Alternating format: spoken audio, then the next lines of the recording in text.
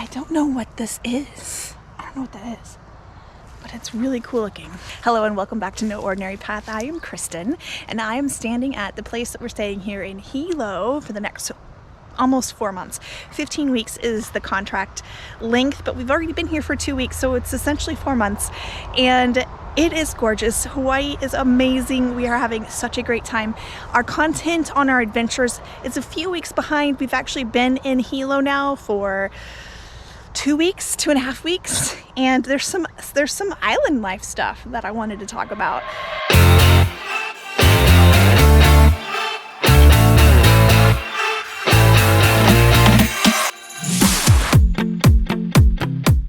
The place that we're staying at is really awesome, and the person who owns it actually has like a dance studio that's on site here where they do hula classes and stuff, and he's a practitioner and they pass on their cultural stories through dance, and it's really amazing and awesome, and I want to go watch them so bad, but I don't want to be a creeper, so I'm just gonna stay over here. First off, there are chickens everywhere. We already knew this, we've visited Hawaii before, but the chickens, literally, they're everywhere, especially if you go out for sunrise. I went out the other day for sunrise over by the ocean, and I swear there was like 100 chickens, and the roosters were all just crowing. It was really funny and unique. I knew about the chickens, but I didn't know about the goats. So there's not a lot of goats here in this neighborhood, but when we went over to Kona, there are wild goats everywhere. And in Kona, as we were like driving around, they just wander around like the chickens do. So I was not expecting the goats, but they're a thing. Because we're on an island, trash is like difficult to handle. I'm actually not exactly sure what they do with all their trash, but they have like rubbish stations here where you can go take your trash and dump it and recycle, and also you can drop off things that you don't need anymore that other people could use, and so they have like an upcycle area in the same location, which I think is really awesome. But what I did learn is that a lot of the trash that's produced here on the island is burned and incinerated and used for energy. Over in Honolulu, their trash that they incinerate there actually generates enough power for 60,000 houses, which is amazing. The way that they do it is they burn the trash, and then that heats water, and the steam is what creates the energy. Mailboxes. Not everyone here has mailboxes. In fact, most houses around here have they might have a mailbox like on the street, in the row of boxes or whatever there, but a lot of people don't, and so they use P.O. boxes at the mailbox or at the post office. But they're very expensive to rent, and like the UPS store here has a wait list for their boxes, so there's a couple little other mail centers that you can get boxes, or you can just pay for the ability to have them pick up your boxes, like have your mail sent to them, and then you go pick it up from them, and you don't have an actual box. That is the service that we're paying for. It only counts for packages though. You can't get your mail that way. So we have a mail service that we use. It is a traveling mailbox where all of our mail that's sent to us in Arizona is automatically forwarded there. They scan it, and then we just get a copy of it.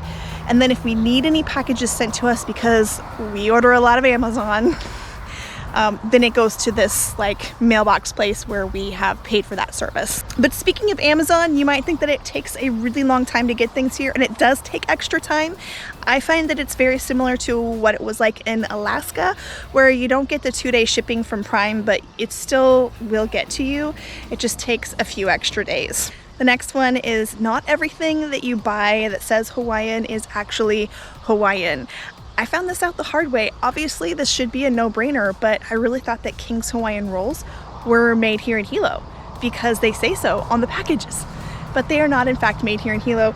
The person who started the company started it back in the 60s, and it did start at a bakery here in Hilo, but then it was moved to Honolulu, and then by the 1970s it was moved to California, where it is still today, and they have no operations in Hawaii.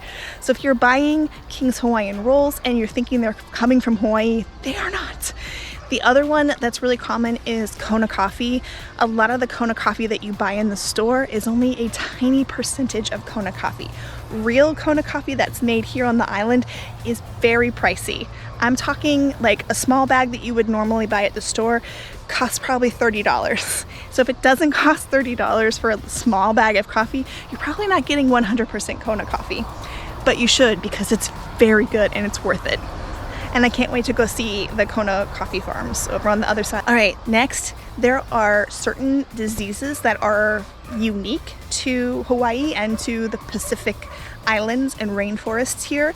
And John actually had to go through a portion of his orientation at the hospital where they learned about these particular diseases and bacteria and things that are found here.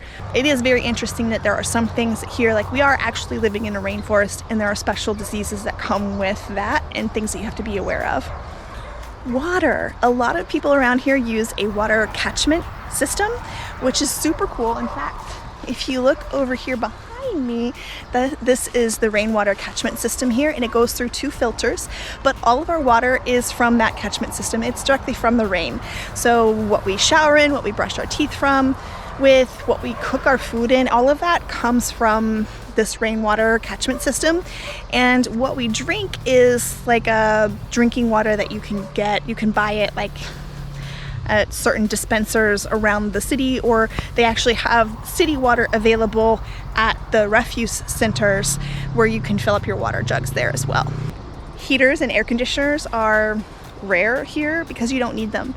Literally, our windows have been open the whole time that we've been here. We do have an air conditioner unit in our bedroom, and the only time that we're using that is when John comes home from work and he has to sleep during the day. It does get a little bit warm inside the house, so we as in John and I, chose the bedroom that has the one air conditioner unit in the whole house, and he uses that to sleep a little bit better during the day so that he can be all refreshed and ready to work another shift. Groceries are expensive. We knew that this was going to be the case, but we've seen a gallon of milk for almost $8. We've seen a package of those King's Hawaiian rolls are over $10. A lot of things are really expensive here, so many people go to Costco and bulk shop and get a lot of stuff there because the Costco prices are actually very similar to the mainland prices.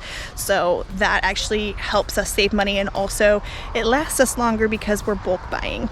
The only downside is it's an hour and a half away from here. No one uses plastic bags here at the grocery stores or any store because they are not allowed.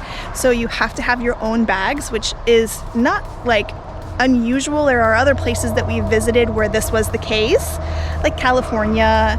I think a lot of the West Coast actually is like that, but you definitely have to have your own bags, and they're not super cheap either. Different sides of the island have different climates. Okay, so there's a leeward side and a windward side.